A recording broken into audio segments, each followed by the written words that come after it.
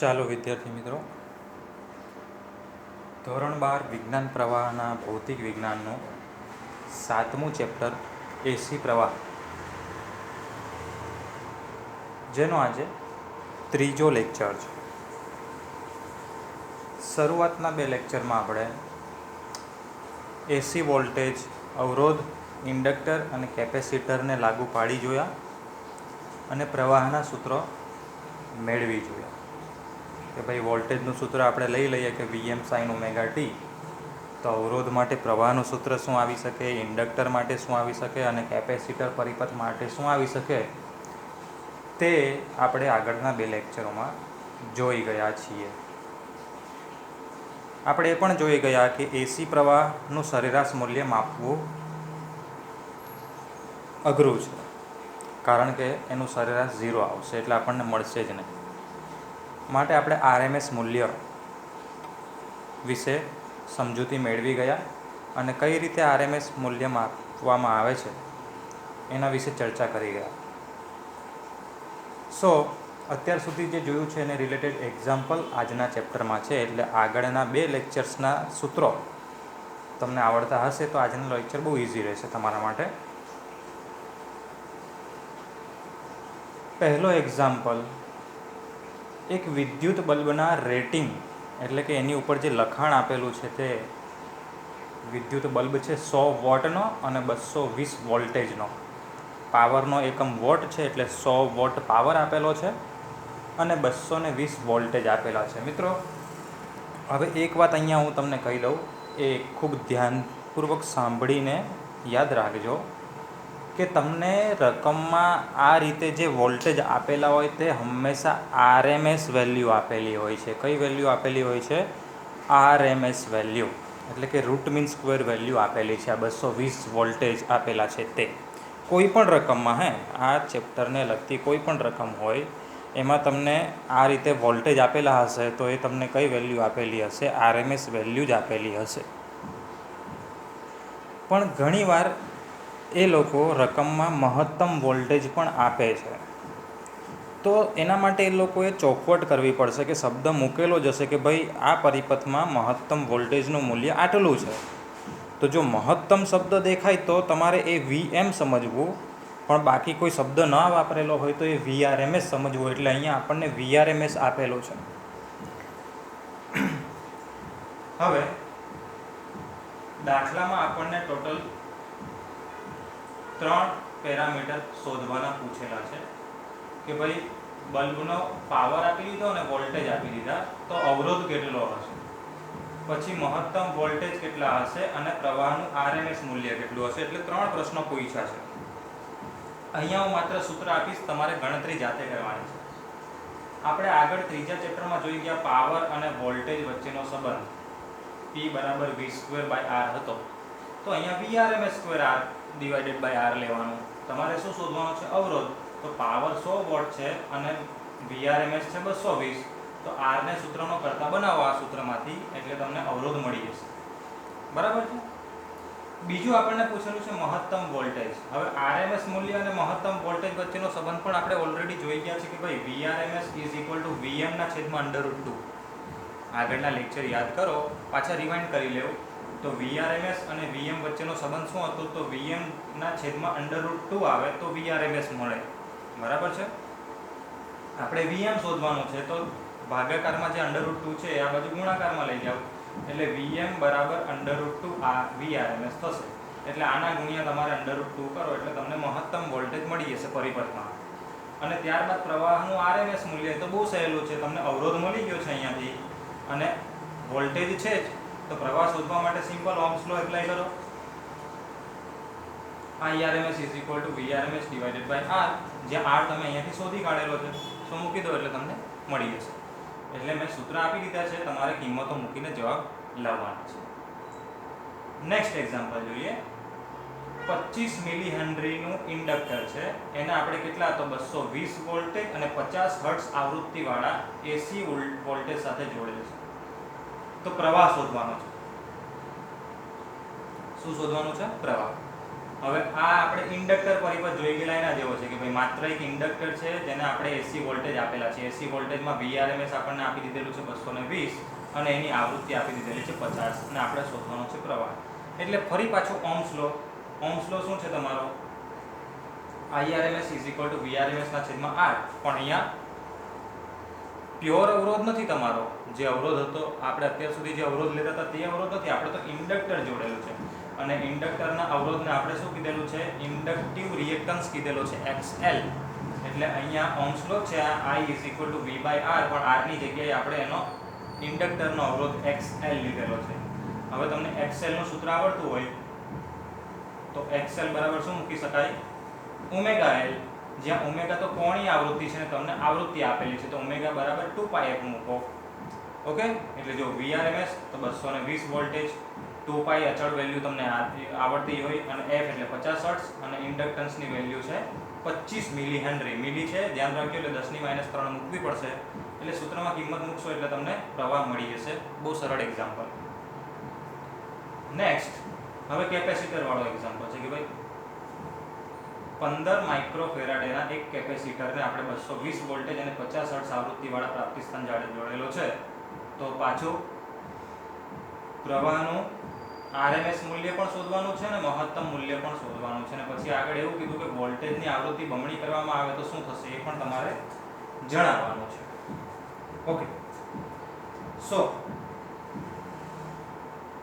વળી પાછું આગળના દાખલાની જેમ ભાઈ કે IRMS VRMS ના છેદમાં R, પણ અહીંયા કોનો અવરોધ આવશે? કેપેસિટરનો અવરોધ એટલે કેપેસિટિવ રિએક્ટન્સ XC. અને અહીંયા બરાબર છે મિત્રો, આ જરાક સુધારી લેજો. અહીંયા શું છે? બરાબર છે. માઈનસ લખવાની ભૂલ ના કરતા, ધ્યાન રાખજો. આ અહીંયા બરાબરનું ચિહ્ન આવે છે. આ VRMS તો VRMS બેઠા, પણ XC નું સૂત્ર આપણે શું મૂકીએ છીએ? 1/ωc. એટલે આ તમારું સૂત્ર આવ્યું IRMS VRMS ના છેદમાં 1/ωc. ને ωc ને તમે અંશમાં લઈ જશો કારણ કે છેદના છેદમાં છે એટલે IRMS નું સૂત્ર આવશે VRMS ωc. ફરી પાછો કહું છું, આ માઈનસ ભૂલથી લખાઈ ગયું છે. એકચ્યુઅલી આ બરાબર હોવું જોઈએ. અહીંયા આપણે ખાલી આ XC નું સૂત્ર મૂક્યું છે. અહીંયા જેવી રીતે અહીંયા આપણે ωL બરાબર મૂકેલું હતું એવી રીતે અહીંયા XC ની જગ્યાએ મૂકેલું છે. તો IRMS શું આવ્યું? VRMS ωc. હવે ઓમેગા બરાબર ફરી પાછું તમારે 2πf મૂકવું પડશે એટલે IRMS VRMS 2πfc. બધી વેલ્યુ તમારી પાસે છે. VRMS 220 વોલ્ટેજ, 2π અચળાંક, f એટલે 50 હર્ટ્ઝ આવૃત્તિ અને c એટલે કેપેસિટન્સનું મૂલ્ય માઇક્રોફેરાડમાં છે. તમારે માઇક્રોની જગ્યાએ 10⁻6 મૂકીને IRMS ની વેલ્યુ શોધી કાઢ્યો. પછી પૂછેલું છે મહત્તમ પ્રવાહ. તો મહત્તમ પ્રવાહ શોધવો હોય તો વળી પાછું Im બરાબર વર્ગમૂળમાં 2 ગુણ્યા IRMS. કારણ કે જેવો સંબંધ વોલ્ટેજ અને મહત્તમ વોલ્ટેજ અને VRMS વચ્ચે છે એવી રીતે મહત્તમ પ્રવાહ અને IRMS વચ્ચેનો સંબંધ. તો આ સૂત્ર પરથી તમને મહત્તમ પ્રવાહ મળી જશે. પછી આગળ પૂછેલું છે કે વોલ્ટેજની આવૃત્તિ બમણી કરવામાં આવે તો શું થાય? તો આ સૂત્ર જોઈને ખબર પડી જતી હશે તમને કે આવૃત્તિ આપણે બમણી કરીએ તો શું થાય, અથવા તો આ સૂત્ર તો પ્રવાહ ડબલ થઈ જશે. કારણ કે આવૃત્તિ બમણી કરો એટલે પ્રવાહ ડબલ થઈ જશે. કારણ કે આ જે કેપેસિટિવ રિએક્ટન્સ છે તે અડધો થઈ જાય. કારણ કે એમાં આવૃત્તિ છેદમાં આવે 1/2πfc આવશે. બરાબર? એટલે આવૃત્તિ બમણી કરવામાં આવે તો કેપેસિટિવ રિએક્ટન્સ એટલે કે કેપેસિટરનો અસરકારક અવરોધ અડધો થઈ જાય, જેથી પ્રવાહનું મૂલ્ય કેટલું થઈ જશે? બમણું. એ તમે આ સૂત્ર પરથી લખી શકો છો મિત્રો, કંઈ અઘરું નથી. સો બહુ ઈઝી એક્ઝામ્પલ છે. હવે આગળ જતા શું કહે છે? આ પ્રશ્નમાં એવું પૂછ્યું છે કે એક વિદ્યુત બલ્બને કેપેસિટર સાથે શ્રેણીમાં જોડાયેલ છે. ઓકે, એક બલ્બ ઉપર લેવાનો છે ને કેપેસિટર, અને બંનેનું કયું જોડાણ છે? શ્રેણી. અત્યાર સુધીના જે પણ દાખલા જોયા તેમાં કાં તો ઇન્ડક્ટર હતો, કાં તો કેપેસિટર હતો, કાં તો અવરોધ. પહેલા દાખલામાં શું હતો? જો પહેલા દાખલામાં વિદ્યુત બલ્બ એટલે કે એક અવરોધ જ હતો. આમાં માત્ર એક ઇન્ડક્ટર લીધું અને આમાં એક કેપેસિટર લીધું. હવે શું કરવાનું છે? વિદ્યુત બલ્બની સાથે કેપેસિટર એટલે બેનું શ્રેણી જોડાણ આવ્યું. આપણે આ જોડાણને AC કે DC વોલ્ટેજ આપવામાં આવે ત્યારે શું થશે? દરેક કિસ્સામાં કેપેસિટન્સ ઘટાડતા શું થશે તે પણ કહેવાનું છે. ઓકે, તો મિત્રો AC અને DC માં ફરક એટલો કે AC વોલ્ટેજ હોય તો એની આવૃત્તિ હોય, જ્યારે DC વોલ્ટેજની આવૃત્તિ શૂન્ય હોય છે. આવૃત્તિ એટલે શું? 1 સેકન્ડમાં થતા દોલનોની સંખ્યા. હવે એસી પ્રવાહને આપણે ઉલટ સુલટ પ્રવાહ કહીએ એટલે 1 સેકન્ડમાં તમને પોલારિટી બદલાઈ જાય તો એની આવૃત્તિ તમને મળે. પણ ડીસી પ્રવાહ એટલે કેવો, એમાં તો ઉલટ સુલટ કંઈ થતું નથી. જે ધન હશે તે ધન જ રહેશે ને ઋણ હતો તે ઋણ જ રહેશે. એટલે એમાં 1 સેકન્ડમાં કોઈ દોલન જ નથી થવાના, એટલે એની આવૃત્તિ કેટલી આવશે? 0. આ વસ્તુ ખાસ ધ્યાન રાખજો કે ડીસી વોલ્ટેજ કે ડીસી પ્રવાહ હોય એની આવૃત્તિ 0 હોય, જ્યારે એસીની આવૃત્તિ આપણને આપી દેવામાં આવે છે રકમમાં. ઓકે, સો એસી વોલ્ટેજ આવૃત્તિ ધરાવતા હોય છે, જ્યારે ડીસી વોલ્ટેજની આવૃત્તિ કેટલી હોય છે? 0. તો હવે પહેલાં આપણે ડીસી વોલ્ટેજ માટે ચર્ચા કરીએ કે ભાઈ ડીસી વોલ્ટેજ જ્યારે તમે એપ્લાય કરશો ત્યારે શું થશે? તો કેપેસિટર શરૂઆતમાં ચાર્જ થાય, તે સમય સુધી પ્રવાહ વહે, ત્યારબાદ પ્રવાહ વહેતો નથી, માટે બલ્બ પ્રકાશિત થશે નહીં. બરાબર છે. અને આ પરિસ્થિતિ કેપેસિટન્સનું મૂલ્ય બદલાતી નથી. હવે તમે કેપેસિટન્સ વધારે મૂલ્યનું લેવું કે ઓછા મૂલ્યનું? જો ઓછા મૂલ્યનું લેવું તો ચાર્જ વહેલું થઈ જાય, અને વધારે મૂલ્યનું લેવું તો ચાર્જ થતાં વાર લાગે. પણ પરિસ્થિતિ તો એકની એક જ રહી કે ખાલી કેપેસિટર એક ક્ષણ માટે જ્યાં સુધી એ ચાર્જ થતું હોય ત્યાં સુધી આપણને પ્રવાહ મળે છે, અને પ્રવાહ વહે ત્યાં સુધી જ બલ્બ પ્રકાશે. કારણ કે બલ્બને પ્રકાશિત થવા માટે એમાંથી પ્રવાહ તો પસાર થવો જોઈએ ને. હવે તમને અહીંયા પ્રશ્ન એવો થતો હશે કે સર કેપેસિટન્સનું મૂલ્ય વધારી દઈએ તો વધારે સમય સુધી પ્રવાહ રહેશે, જેથી બલ્બ થોડો સમય તો પ્રકાશિત થશે. પણ એનો જવાબ હું તમને આપી દઉં કે કોઈ પણ ગમે એટલા મૂલ્યનું કેપેસિટન્સ હોય એને ચાર્જ થતાં એવું નહીં કે 1 કે 2 કે 3 મિનિટ લાગતી હોય કે એટલા સેકન્ડ લાગતા હોય. એ મિલી સેકન્ડમાં ચાર્જ થતું હોય છે. કેટલા સેકન્ડમાં? મિલી સેકન્ડમાં. એટલે તમે આંખનો પલકારો મારો તે દરમિયાન કેપેસિટર ચાર્જ થઈ જતું હોય છે. એટલે તમે સ્વિચ જેવી ઓન કરો એટલે થોડીક જ ક્ષણમાં ચાર્જ થઈ જાય, એટલે તમને ખબર પણ નહીં પડે કે બલ્બ પ્રકાશિત થયો કે નહીં. બરાબર છે. એટલે આપણે જ્યારે ડીસી વોલ્ટેજ આપવામાં આવશે ત્યારે કેપેસિટરને કારણે બલ્બ પ્રકાશિત થશે નહીં. આ પ્રકારના દાખલા હજુ પણ આગળ આવશે જ્યારે તમને કેપેસિટર ડીસી વોલ્ટેજ માટે કઈ રીતે વર્તે છે ને તે તમને આઈડિયા આવી જશે. એટલે ત્યારે પછી આ દાખલાને તમે યાદ કરશો તો તમને ચોક્કસતાથી સંતોષપૂર્વક એનો જવાબ મળી રહેશે. બરાબર છે. કારણ કે કેપેસિટર એટલે કે બે પ્લેટ હોય એની વચ્ચે હવા જ હોય, એટલે એકચ્યુઅલી જોવા જઈએ ને તો પ્રવાહ પસાર થવા જ ના દે, એ ખાલી ચાર્જ જ થાય. બરાબર છે. પ્રવાહ પસાર થવા દેતો જ નથી. એટલે ડીસી વોલ્ટેજ જ્યારે એપ્લાય કરો ત્યારે કેપેસિટરને કારણે આ તમારો બલ્બ પ્રકાશિત થશે નહીં, અને કેપેસિટન્સનું મૂલ્ય બદલો તો પણ કોઈ ફરક પડવાનો નથી. હવે એસી વોલ્ટેજ એપ્લાય કરીએ ને તો પરિસ્થિતિ બદલાઈ જાય છે. કારણ કે એસી વોલ્ટેજ જેવો એપ્લાય કરો ને એટલે કેપેસિટર પણ એક પ્રકારના અવરોધ તરીકે વર્તે. આપણે ચર્ચા કરી ગયા છે કે જેનો અસરકારક અવરોધ, જેને આપણે કેપેસિટિવ રિએક્ટન્સ કહીએ છીએ, તેનું મૂલ્ય છે 1/ωc. માટે પ્રવાહ વહેશે જેથી બલ્બ પ્રકાશિત થશે. હવે મિત્રો અહીંયા એક વસ્તુ ધ્યાન રાખો કે ડીસીમાં તો પ્રકાશિત થતો જ નથી, પણ એસીમાં બલ્બ પ્રકાશિત થશે. કારણ કે અહીંયા કેપેસિટર એ એક પ્રકારના અવરોધ તરીકે જ વર્તે છે. એટલે બલ્બનો અવરોધ હશે ને પ્લસ કેપેસિટરનો, એટલે જે પ્રમાણે ઇફેક્ટિવ અવરોધ આવશે એ મુજબ તમને પ્રવાહ જેટલો મળશે એટલો પ્રવાહ સર્કિટમાં વહેશે, જેથી બલ્બ થોડો તો થોડો પણ પ્રકાશિત થશે. હવે અહીંયા વિચાર કરો કે બલ્બ તો પ્રકાશિત થાય છે, પણ કેપેસિટન્સનું મૂલ્ય ઘટાડો તો શું થાય? જો આ અવરોધના સૂત્રમાં કેપેસિટન્સ છેદમાં છે, આ XC નું જે સૂત્ર છે કેપેસિટિવ રિએક્ટન્સનું, એમાં C ક્યાં છે? છેદમાં છે. તો કેપેસિટન્સનું મૂલ્ય ઘટાડો તો અવરોધ વધી જાય, અને અવરોધ વધી જાય તો પ્રવાહ ઘટે, અને પ્રવાહ ઘટે એટલે બલ્બ ઓછો પ્રકાશિત થશે. બરાબર છે. અને જો કેપેસિટન્સ વધારો તો અવરોધ ઘટે તો બલ્બ વધારે પ્રકાશિત થાય. ઓકે. એટલે આશા રાખું છું કે તમને આ એક્ઝામ્પલ જે છે એમાં ચર્ચા જ કરવાની છે, તો તમને આ પ્રમાણે આ બેઠું જે જવાબ આપી દીધેલા છે તે સમજાઈ ગયા હશે. તમે અહીંયાથી કોપી કરી શકો, બાકી તમારી પાસે PDF હશે તો એમાંથી તમારે નોટ ડાઉન કરી લેવા. નેક્સ્ટ એક્ઝામ્પલ જોઈએ. એક વિદ્યુત બલ્બ સાથે હવે ઇન્ડક્ટર જોડી લેવા. આગળ કેપેસિટર જોડ્યું, હવે ઇન્ડક્ટર જોડી લેવ. આ પરિપથને પાછા એસી વોલ્ટેજ લાગુ પાડેલા છે, તો ઇન્ડક્ટરના ગૂંચળામાં નરમ લોખંડનો સળિયો મૂકવામાં આવે તો શું થશે? બરાબર છે. આગળના જેવો જ એક્ઝામ્પલ, પણ અહીંયા થોડું ટ્વિસ્ટિંગ છે કે ભાઈ ઇન્ડક્ટરના ગૂંચળામાં નરમ લોખંડનો સળિયો મૂકો તો શું થાય? તમને જો છઠ્ઠું ચેપ્ટર ખબર હોય તો આત્મપ્રેરણની ઘટનાને ફરી પાછી જોજો. એ લેક્ચરમાં આપણે આ વસ્તુનું ડિસ્કશન કરેલું. એમાં શું કીધેલું કે આત્મપ્રેરણની ઘટના મુજબ આપણે એવું કીધેલું કે જ્યારે ગૂંચળાની અંદર લોખંડનો સળિયો મૂકવામાં આવે ત્યારે નરમ લોખંડ ફેરોમેગ્નેટિક પદાર્થ હોવાથી શું થાય? ગૂંચળાનું ચુંબકીય ક્ષેત્ર વધે. આમ થવાથી ગૂંચળાનું આત્મપ્રેરકત્વ પણ વધી જશે, જેથી ગૂંચળાનું રિએક્ટન્સ પણ વધશે. આપણે શું કીધેલું, આત્મપ્રેરકત્વ કઈ કઈ બાબતો પર આધાર રાખે છે ત્યારે ચર્ચા કરેલી હતી મિત્રો. આ કે ભાઈ આત્મપ્રેરકત્વ ગૂંચળાના પરિમાણ, એની સાઇઝ, આટાની સંખ્યા, પ્રવાહ પર આધાર નથી રાખતું, બાકી બધા પેરામીટર પર આધાર રાખે છે.